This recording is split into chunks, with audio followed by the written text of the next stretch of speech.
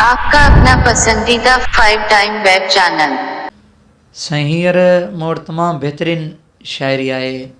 अॼोके माहौल जे हवाले सां जीअं न्याणियुनि ते जेके वाक़िया पेश अचनि था, फ़रीद जागरानी साहब तमामु बहितरीन शाइरी, हूअं बि खोड़ सारियूं शाइरियूं मूं ॻायूं आहिनि फ़रीद साहब जूं, तमामु बहितरीन शाइरी हुनजी हूंदी आहे।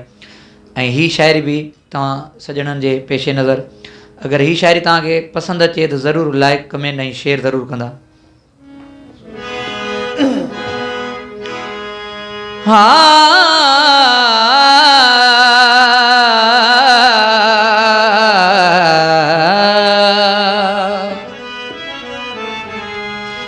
ओ बाबा मूंखे मार भली पर कारीअ जो इल्ज़ाम न ॾे। ओ बाबा मूंखे मार भली पर कारीअ जो इल्ज़ाम न ॾे। तूं पांद पुराणा वार भली, तूं पांद पुराणा वार भली पर कारीअ जो इल्ज़ाम न ॾे। ओ बाबा मूंखे मार भली पर कारीअ जो इल्ज़ाम न ॾे। ओ बाबा मूंखे मार भली पर कारीअ जो इल्ज़ाम न ॾे।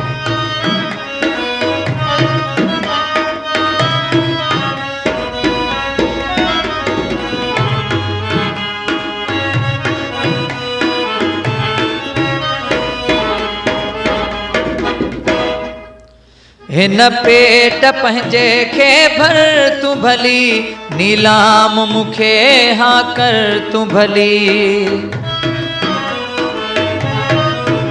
हिन पेट पंहिंजे खे भर तूं भली, नीलाम मूंखे हा कर तूं भली। अल्लाह सोन जियां अजुगार भली, अल्लाह सोन जियां अजुगार भली पर कारीअ जो इल्ज़ाम न ॾे। ओ बाबा मूंखे मार भली पर कारीअ जो इल्ज़ाम न ॾे। ओ बाबा मूंखे मार भली पर कारीअ जो इल्ज़ाम न ॾे।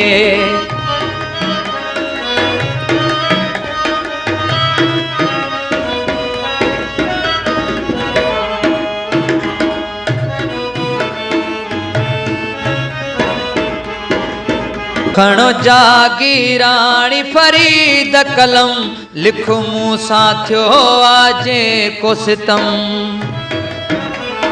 खणो जागीराणी फरीद कलम, लिखो मूं सां थियो आजे को सितम। चयो थी मथे खे डार भली, चयो थी मथे खे डार भली पर कारीअ जो इल्ज़ाम न ॾे। ओ बाबा मूंखे मार भली पर कारीअ जो इल्ज़ाम न ॾे। ओ बाबा मूंखे मार भली पर कारीअ जो इल्ज़ाम न ॾे, पर कारीअ जो इल्ज़ाम न ॾे, पर कारीअ जो इल्ज़ाम न ॾे। आपका अपना पसंदीदा 5 टाइम वेब चैनल।